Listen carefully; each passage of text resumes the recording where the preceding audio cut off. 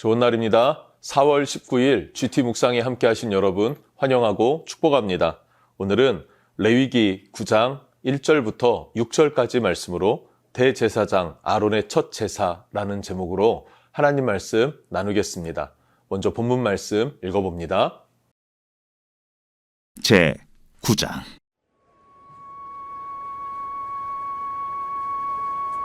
여덟째 날에 모세가 아론과 그의 아들들과 이스라엘 장로들을 불러다가 아론에게 이르되 속죄제를 위하여 흠없는 송아지를 가져오고 번제를 위하여 흠없는 순양을 여호와 앞에 가져다 드리고 이스라엘 자손에게 말하여 이르기를 너희는 속죄제를 위하여 순염소를 가져오고 또 번제를 위하여 1년 되고 흠없는 송아지와 어린 양을 가져오고 또 화목제를 위하여 여호와 앞에 드릴 수소와 순양을 가져오고 또 기름 섞은 소제물을 가져오라 하라. 오늘 여호와께서 너희에게 나타나실 것임이니라. 그들이 모세가 명령한 모든 것을 회막 앞으로 가져오고 온 회중이 나와 여호와 앞에 선지라. 모세가 이르되 이는 여호와께서 너희에게 하라고 명령하신 것이니 여호와의 영광이 너희에게 나타나리라. 우리는 GT 본문을 따라서 오늘부터 레위기 9장부터 시작하게 됩니다. 1장부터 8장까지의 내용을 살펴보면 아론이 대제사장의 직을 감당하죠. 또 그의 아들들이 그 대를 이어서 대제사장의 그 직분을 감당합니다. 그래서 하나님께서는 어떻게 제사해야 하는지 5가지 제사법, 이것들을 그들에게 가르쳐 주셨고 7일 동안 성막 앞에서 그들은 하나님 앞에 훈련하는 시간, 대제사장으로서의 직분을 감당할 준비를 했다라는 것을 알 수 있습니다. 여러분, 어떤 사역이든지 사람의 기준이 있습니다. 내 기준이 있고 또 내가 생각하는 것들이 있단 말이죠. 그러나 내 생각을 내려두고 하나님의 생각을 따르는 것, 거기에서부터 하나님의 사역이 시작된다는 것, 우리는 그것을 기억하면 좋겠습니다. 하나님의 기준을 따라 예배하는 것이고 내 기준에 따라서 이렇게 예배하면 될 거야 라고 내가 지레 짐작하는 것은 바르지 않다라는 것이죠. 그러나 우리가 신앙생활을 하다 보면은 굉장히 많은 부분에서 내 생각과 내 기준을 따라서 하나님을 섬긴다, 예배한다, 믿는다 라고 스스로 생각하는 그 믿음을 가져나갈 때가 많은 것 같습니다. 여러분, 이 레위기 말씀을 통해서 우리가 하나님을 어떻게 섬길 수 있는지, 어떻게 나아가야 되는지, 어떻게 예배하고 하나님과 어떤 관계를 유지해야 되는지 이것을 잘 살펴볼 수 있었으면 좋겠습니다.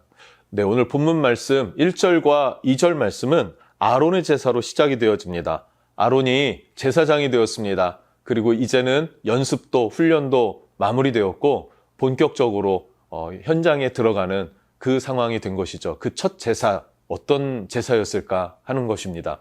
읽어봅니다. 1절, 여덟째 날에 모세가 아론과 그의 아들들과 이스라엘 장로들을 불러다가 2절, 아론에게 이르되 속죄제를 위하여 흠없는 송아지를 가져오고 번제를 위하여 흠없는 수양을 여호와 앞에 가져다 드리고. 아멘. 여덟째 날이 됐습니다. 7일 동안의 준비가 마무리되었고 여덟째 날이 되었을 때 모세가 명령해서 아론으로 하여금 번제를 준비하게 합니다. 무엇을 위한 번제입니까? 속죄제를 위한 번제예요. 그러니까 아론은 제사장직을 감당하면서 자기 죄를 속하는, 회개하는 속죄제의 제사로부터 자기의 사명을 감당하기 시작합니다. 여러분, 하나님의 일을 감당할 때는 회개에서부터 시작되는 것입니다. 예수님의 십자가 앞에서 내 죄가 보여지고 인정되고 그것이 회개되어지는 진실한 회개 가운데에 주의 성령께서 우리의 심령 가운데 임하실 것이고 성령님이 주도하셔서 나를 이끌어 주시는 그런 사역이 시작된다는 것을 여러분 꼭 기억했으면 좋겠습니다. 회개 없이 예배할 수 없고 회개 없이 사역을 감당할 수 없기 때문입니다. 여러분, 아론이 어떤 사람인지 기억하십니까?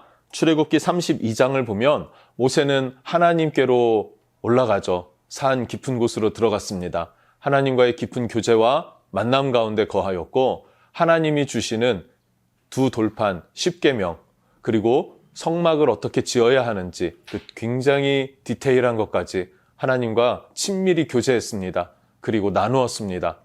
뿐만 아니라 어떻게 절기를 지켜야 되는지에 대해서도 배웠고 그것을 준비하고 있는 그 시간들이 있었죠. 그 40일 동안에 아론이 한 일이 무엇이었죠? 바로 백성들과 함께 금부치들을 모아다가 금송아지를 만들었어요. 그리고 이 송아지가 우리를 이집트에서 이끌어낸 여호와라라고 하면서 백성들을 잘못된 길, 우상의 길로 이끌었던 사람이 아론이었습니다. 하나님은 이런 아론을 첫 번째 대제사장으로 삼으셨다는 그것이 놀라운 사실입니다. 여러분, 하나님은 우리의 허물과 우리의 죄가 얼마나 크고 얼마나 무거운지 그것을 따지기보다는 우리로 하여금 그 죄를 회개했는지 회개하지 않았는지 그것을 집중해서 보신다라는 사실을 기억하셨으면 좋겠습니다. 그리고 우리가 회개한 심령이라면 어떠한 죄라도 하나님은 기억하지 않으신다. 그것에 대해서 생각하지 않으시겠다라고 성경에서 약속하고 계시죠. 그래서 아론을 대제사장으로 세우실 수 있는 것입니다. 여러분, 그 하나님의 은혜가 저와 여러분에게도 임한다는 사실을 여러분 기억했으면 좋겠습니다. 그렇게 아론은 1절과 2절에 하나님을 향하여서 자신의 속죄제를 드리게 되죠. 그리고 3절과 4절 상반절을 보면은 백성들도 하나님 앞에 제물을 가져와라, 그리고 하나님 앞에 제사하게 하더라라는 것을 기록하고 있습니다. 그렇게 아론을 위해서 또 백성들 자신들을 위해서 하나님 앞에 희생된 동물들이 있습니다. 그 동물들을 보면은 아론을 위해서는 속죄제와 번제로 흠없는 송아지와 흠없는 수양을 드렸고요. 백성들을 위해서는 속죄제로 수염소를, 번제로 1년 된 흠없는 송아지, 어린 양, 그 기름을 섞은 소제물을 드리게 되었다라고 기록하고 있습니다. 그래서 하나님 앞에 제물과 예물을 백성들로 하여금 가져오게 했고 그것을 하나님 앞에 온전히 올려드리면서 그들의 죄를 씻는 속죄제와 번제를 드렸다는 사실이에요. 히브리서 9장 22절 말씀을 보면 피 흘림이 없은즉 죄사함이 없다라고 말하고 있어요. 그래서 대제사장 아론도 제사를 드릴 때 짐승의 피가 필요했고 또 백성들의 죄를 속죄하기 위한 속죄제를 드릴 때에도 그들의 희생 제물이 필요했습니다. 뿐만 아니라 그들의 예물까지도 하나님은 요구하신다. 하나님 앞에 가지고 나오도록 하나님께서 명하셨다라는 것을 알 수 있습니다. 그리고 이 대제사장 아론의 예표가 되는 것이 누구십니까? 영원한 대제사장으로 오신 그 본질이 되시는 분은 예수 그리스도십니다. 예수님은 우리를 위해서 단번에 피를 흘려서 우리 죄를 씻으셨어요.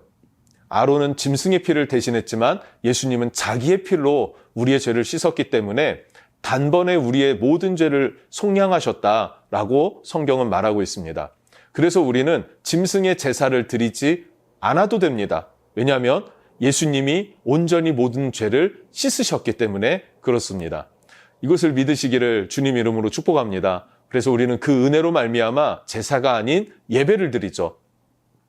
나에게 베풀어 주신 하나님의 사랑과 섬겨주신 은혜, 그 희생의 그 사랑을 우리는 다시 한번 기억하며 그 주님을 감사하고 찬양하고 높여드리며 우리의 사랑의 고백을 주님께 마음껏 표출하고 그렇게 주님 앞에 나아가는 시간, 그것이 바로 우리의 예배인 줄로 믿습니다.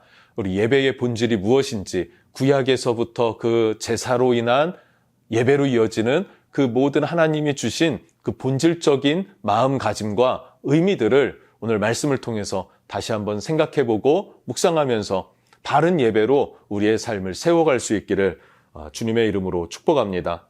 그렇게 4절, 5절 말씀으로 이어가도록 하겠습니다.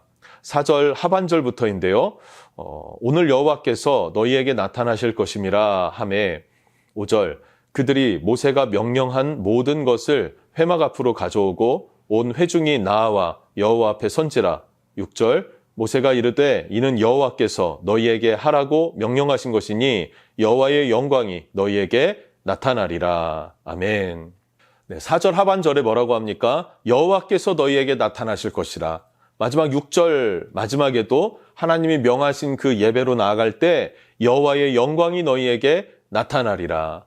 여호와께서 너희에게 나타날 것이다. 여호와의 영광이 너희에게 나타날 것이다. 우리의 예배의 목적은 무엇입니까? 하나님의 존재를 맞닥뜨리는 거예요. 하나님이라고 하는 나를 지으시고 나를 사랑하시는 그 아버지의 존재와 마주하는 것입니다. 직면하는 것입니다. 그때 그 사랑이, 그 은혜가, 그 감격이 나의 심령을 충만하게 채워줬대. 그때 우리는 만족함을 누리게 되고, 그때 우리는 평안을 누리게 되고 행복감을 누리게 되는 것이죠. 그것이 바로 예배의 본질이구나라는 것을 모세는 선언하고 있습니다. 그리고 이 예배가 어떻게 성취되어지는가 하는 것은 영적 질서에 따른 순종이라는 것을 여러분 기억했으면 좋겠어요. 영적 질서에 따른 순종. 그 순종은 모세가 명한 것을 아론이 순종하였고, 아론이 명한 것을 백성들이 순종했습니다. 그 영적 질서를 말하는 것입니다. 그런데 육신으로 볼 때는 모세의 형이 아론이지 않습니까? 그런데 동생인 모세가 형인 아론에게 명령을 한다는 것, 우리는 쉽게 이해할 수 없는 장면입니다. 그러나 하나님께서 모세에게 말씀하신 그 메시지가 중요하죠. 왜냐하면 그 메시지는 하나님으로부터 온 것이기 때문에. 그런데 그 메시지를 누가 갖고 있습니까? 모세가 갖고 있어요. 이유는 없습니다. 그냥 하나님께서 모세에게 하나님의 메시지를 주셨기 때문에 아론은 모세의 그 메시지에 순종하는 것이에요. 그렇지 않습니까? 백성들은요, 아론, 당신이 우리를 우상 섬기는 길로 이끌었지, 이것이 아니라 그 메시지에 따라서 아론이 순종하고 백성들을 이끄니 백성들은 아론에게 순종하는 것이죠. 그럼 곧 모세에게 순종하는 것이 되고 곧 그것이 하나님께 순종하게 되는 것입니다. 이것이 영적인 질서예요. 여러분, 이 영적 질서는 매우 중요합니다. 왜냐하면 하나님의 그 기름 부음은 이 영적인 질서를 따라서 우리에게 흘러오기 때문에 그렇습니다. 여러분, 이것을 반드시 기억하고 하나님의 명령에 순종하고 질서 안에서 하나님의 은혜를 누리는 그런 여러분의 삶 될 수 있기를 주님의 이름으로 축복합니다. 기도하겠습니다. 하나님 감사합니다. 부족한 우리들도 아론과 같이 제사장의 직분을 감당하는 자로 부르심을 믿습니다. 하나님, 그러나 우리가 다른 것은 대제사장이 중재가 되어진 것이 아니라 오직 영원한 대제사장이 되신 예수 그리스도께서 하나님과 나 사이의 중보자가 되어주셔서 우리는 짐승의 피를 흘리지 않아도 되는 것이고, 우리는 예수의 보혈을 의지하여서 아버지께 나아갈 담력을 얻었고 하나님의 자녀라 일컬음을 받았고 예수님께서 나의 형제라 불러주시는 인정함을 받는 그런 우리가 되었습니다. 이것은 나의 무엇이 아니라 오직 예수님의 공로이니 그 주님의 은혜에 감사하여 예배하는 마음 회복시켜 주시옵소서. 영적인 질서를 알고 그 안에서 하나님의 평강과 은혜를 힘입는 자 되도록 인도하여 주시옵소서. 예수님의 이름으로 기도합니다. 아멘.